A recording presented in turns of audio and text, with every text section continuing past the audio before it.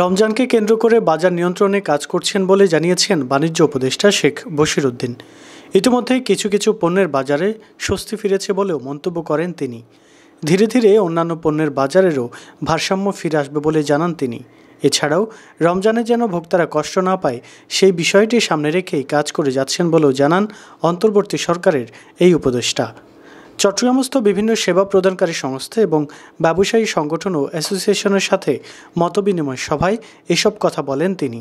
সভায় চট্টগ্রামের অতিরিক্ত বিভাগীয় কমিশনার মোহাম্মদ আনোয়ার পাশার সভাপতিত্বে অনুষ্ঠানে বাণিজ্য মন্ত্রণালয়ের সচিব সেলিম উদ্দিন, বিভাগীয় কমিশনার মোহাম্মদ তোফাইল ইসলাম, বন্দর কর্তৃপক্ষের chairman rear admiral S M. Moniruzzaman, Chittagong custom house commissioner Mohammad Zakir Hossain সহ বিভিন্ন পর্যায়ের সরকারি কর্মকর্তা, কর্মচারী ও সাংবাদিকবৃন্দ উপস্থিত ছিলেন।